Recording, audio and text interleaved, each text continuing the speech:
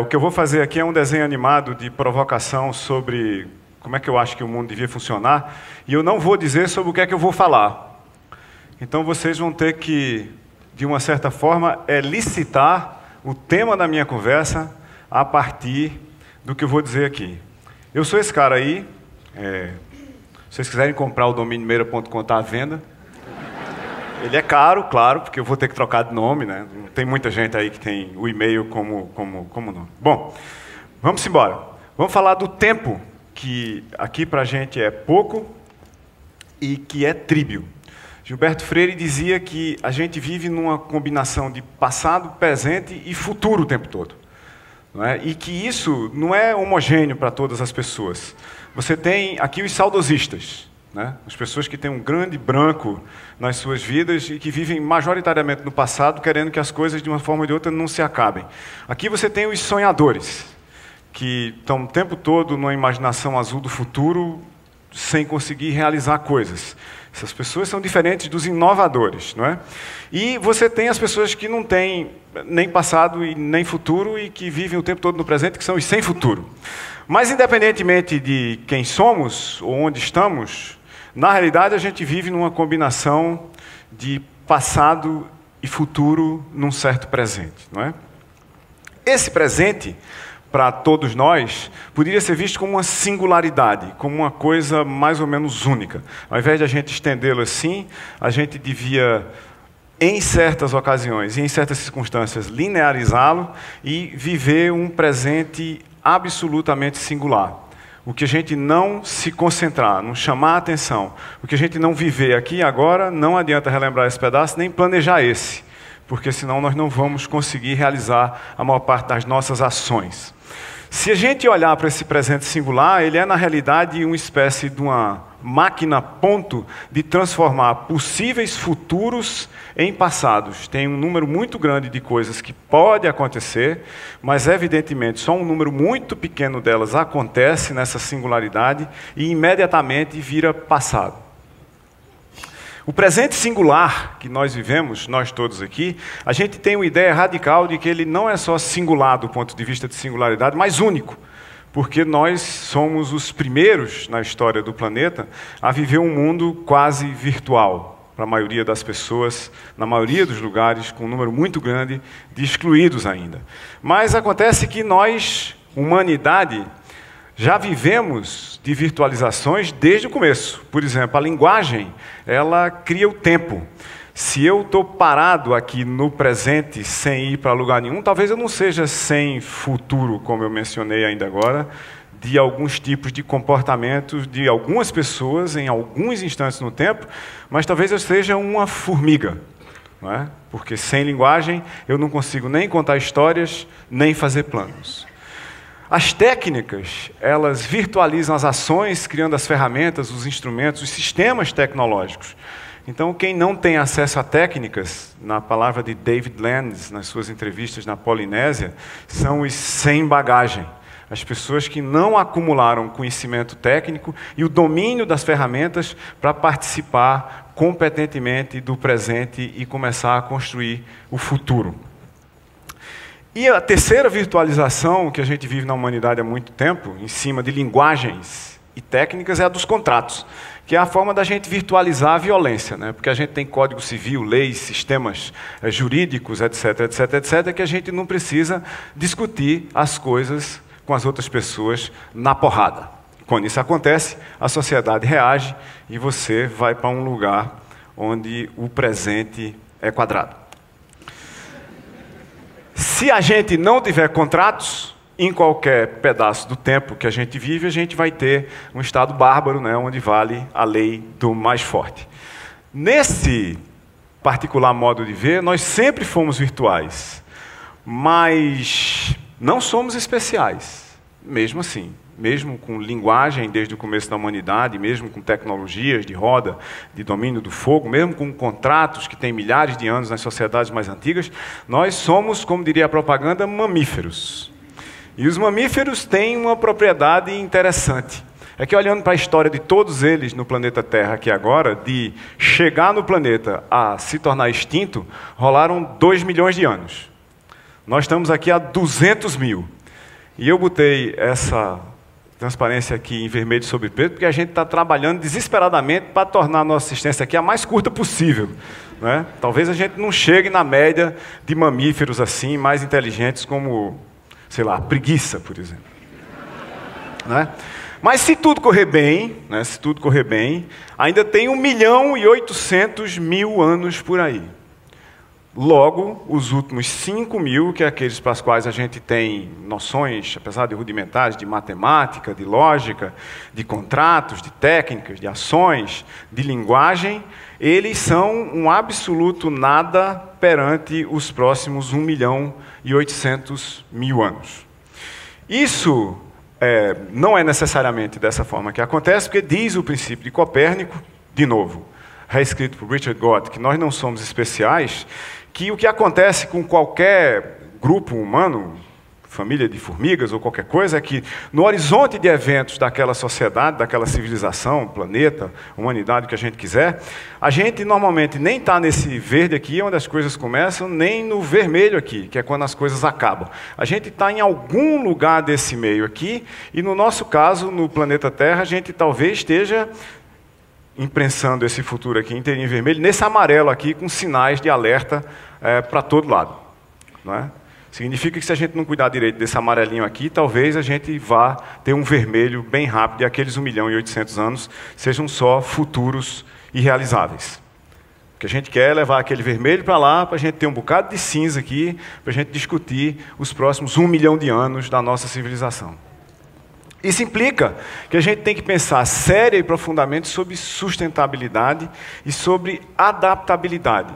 Como é que a gente se adapta a uma condição que, em boa parte, nós próprios criamos, aparentemente, com quase toda certeza, e que, se a gente não se adaptar e não adaptar as nossas ferramentas, instrumentos à sociedade muito rapidamente, a gente vai ficar, literalmente, sem futuro. Ou, pelo menos, isso era o que dizia Darwin, em todos os contextos. Darwin dizia o seguinte, que se a gente está vivendo em rede, e uma rede é um conjunto de agentes independentes, em contexto, competindo e cooperando para sobreviver, aqueles que não se adaptarem muito rapidamente às demandas do novo contexto serão extintos, ou pelo menos regredirão na cadeia de valor da humanidade ao nosso redor. E quando a gente fala em rede e fala em humanidade, a gente está falando nas infraestruturas em rede, que, de novo, não são novas. Nós estamos construindo há milhares de anos. As infraestruturas de movimento, as trilhas nas florestas, as estradas rumanas. As infraestruturas de acolhimento, as primeiras casas, os primeiros salões para produzir coisas, as primeiras fábricas, as primeiras estruturas físicas, fixas que a gente construiu para botar gente, animais e coisas dentro. As infraestruturas de suporte, como água, esgoto, mais recentemente de energia, aqui em preto e vermelho, porque vocês sabem exatamente por quê também. Não é? E, mais recentemente, na história do planeta, a infraestrutura de informação como a gente a presencia, como a gente a vive hoje. Essa infraestrutura de informação, ela depende de 3 coisas, que normalmente a gente não menciona por achá-las muito complexas. Primeiro, a capacidade de computar coisas usando sistemas digitais, sistemas binários, baseados em 0 e 1, e fazer isso muito rapidamente. A segunda é de transferir informação digital muito rapidamente de um lugar para outro.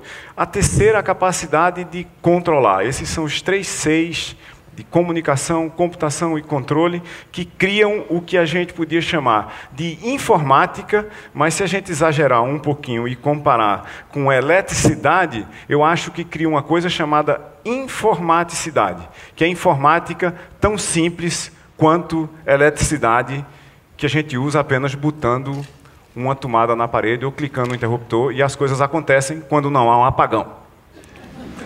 Essa história de informaticidade, que é talvez a plataforma mais distribuída, mais ampla, mais radicalmente universal que nós estamos criando neste século, na maioria dos lugares do interior e da periferia do Brasil, informática está chegando mais rápido do que esgoto e o tratamento dele, para a gente ter uma ideia aqui.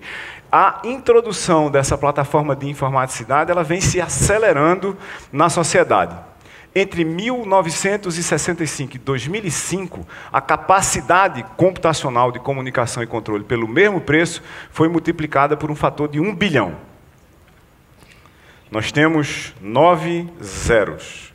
Estamos falando de capacidade pelo mesmo preço. Nos 40 anos entre 65 e 2005, a gente viu o nosso poder computacional e de comunicação crescer 1 bilhão de vezes pela mesma quantidade de dinheiro. Quando é que vai acontecer outro aumento de 1 bilhão de vezes na capacidade pelo mesmo preço? A resposta é até 2030. É nos 25 anos entre 2005 e 2030. Então, a primeira boa e má notícia dessa conversa é o seguinte: quem acha que já viu tudo, não perde por esperar. Né? Sério isso aqui? Sério, muito sério. Letras pretas em cima do banco. E daí? O que ele vai fazer com isso, né? Essa aceleração vai corresponder também a uma aceleração das competições todas, entre os sistemas, entre as pessoas, entre as empresas. Mas também vai acontecer uma aceleração das possibilidades de cooperação. Eu posso cooperar muito mais, eu posso fazer muito mais coisa com muita gente dentro de um contexto de abundância de informação e conhecimento, onde a gente muda integralmente qual era o lema, por exemplo, de educar. Se no passado eu tinha que decorar coisas, agora eu tenho que aprender processos, métodos e estruturas no nível meta, acima do conteúdo, para que eu elicite, elabore, capture e gere conhecimento novo, realizando processos de cooperação com os sistemas, com as pessoas, com as redes ao meu redor. Na minha interpretação particular, isso cria um número de oportunidades de educação absolutamente fantástico, gigantesco, quase que indescritível perante dados e fatos, como mesmo no Brasil, e vocês já devem ter visto esses dados aqui várias vezes, em outros lugares também, a gente tem centenas, ou na realidade centenas é exagero, 120, 130 mil lan houses e 150 milhões de telefones celulares hoje. Isso é um meio de inclusão digital, de conexão de todo mundo, numa web, no caso da maior parte dos telefones celulares, numa web de uma certa segunda classe, mas brevemente na mesma web onde está todo mundo que está nessa sala aqui. Esse processo de educação, ele tem que ser transformado radicalmente num processo de aprendizado. Não é? Não sei quantas horas dos seus cursos de graduação vocês dormiram na sala de aula, mas eu contabilizei as minhas. Eu dormi 75% da minha graduação, o que me deu 2 hérnias de disco, como resultado. E ainda assim eu passei e estou aqui. Quer dizer, dormir em sala de aula não faz a menor diferença. Esse processo que é daqui para lá, né, ele tem que ser transformado num processo comunitário de aprendizado contínuo dentro de um contexto que é de competição. Competir e cooperar ao mesmo tempo, usando intensivamente as ferramentas que são os lápis de hoje, como esse que escreve e apaga, que a gente está vendo aqui. Esse processo de mudança do sistema educacional vai nos levar a um sistema que Gibbons chama do modo 1, que está concentrado em estrutura, na montagem de cabeça de pessoas, né, de mecanismos claros de montar com grades curriculares e conteúdos padrão a cabeça das pessoas, e restrições do tipo: todo mundo não pode fazer isso, não pode fazer aquilo, não pode fazer aquilo outro, e para fazer aquelas outras coisas ali tem que pedir licença, não é? A gente tem que sair desse mecanismo de estruturas, montagens, restrições e medidas para um mecanismo que é cada vez mais conjuntural e de articulação mútua para resolver problemas, para sair de estrutura para substância.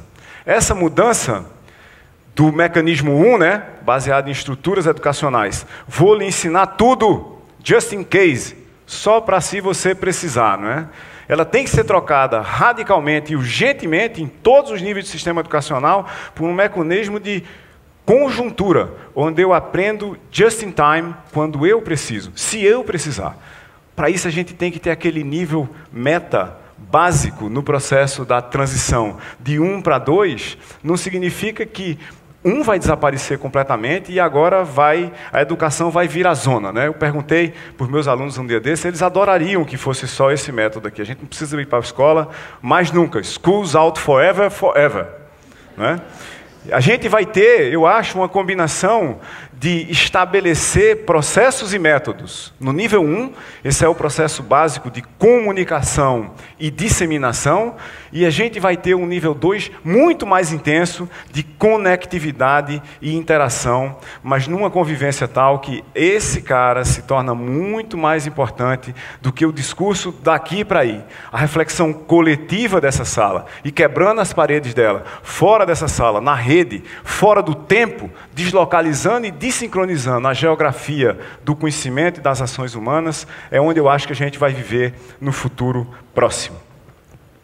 Esse modo é um modo de rede, claro, só estamos dizendo ele de novo. Mas é também um modo de periferia, onde o centro perde poder sistemática e irreversivelmente à medida que a abundância de conexões, de oportunidades de aprendizado se espalham pela rede.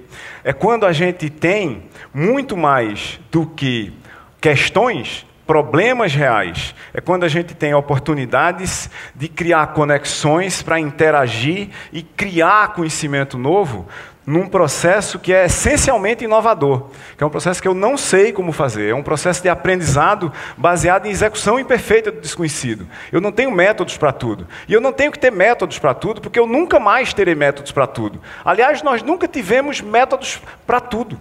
E muitos poucos dos métodos eram bons e suficientes para as coisas às quais eles se propunham. Execução imperfeita do desconhecido significa o mundo em modo beta, para sempre. Não vamos voltar nunca mais para a ideia geral de perfeição que a gente talvez tenha tido durante uma certa época da história da humanidade. Como é que isso vai acontecer? Colaborando. Para colaborar, a gente precisa o quê? A gente precisa saber algumas coisas básicas, nossos conceitos. A gente precisa saber executar algumas outras coisas, dependentes desses conceitos. A gente precisa ter conexões com as pessoas, com as instituições, com os sistemas. E a gente precisa ter curiosidade e confiança com o mundo lá fora. Fazer uma parceria cognitiva, fazer uma parceria de resultados de negócio com quem está lá e está nos vendo com os mesmos olhos de colaboração. Esse é o mote essencial e central das redes sociais, que é onde a gente, na minha opinião, vai viver para sempre. Por quê? Porque a gente sempre viveu assim.